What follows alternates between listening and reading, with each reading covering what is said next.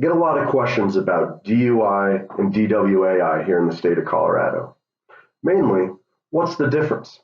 DUI is driving under the influence of either alcohol or drugs.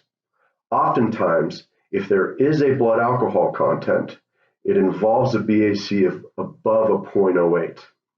But also, the jury instruction reads that a person can be guilty of driving under the influence if they are substantially incapable of operating a motor vehicle safely. DWAI is technically a lesser charge.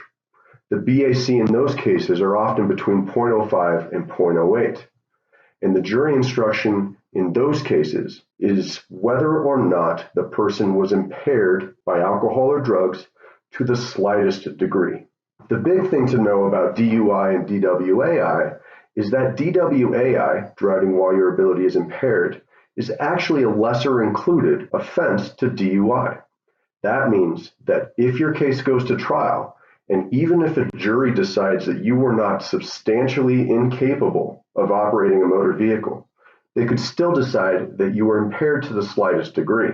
Therefore, you could be found not guilty of DUI, but still be found guilty of DWAI. So then the question is, what's the difference in terms of penalties?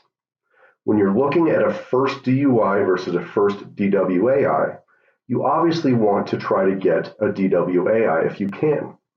Oftentimes this will be done through plea negotiations. The reason why a DWAI is better is because it doesn't automatically trigger a point suspension with the DMV.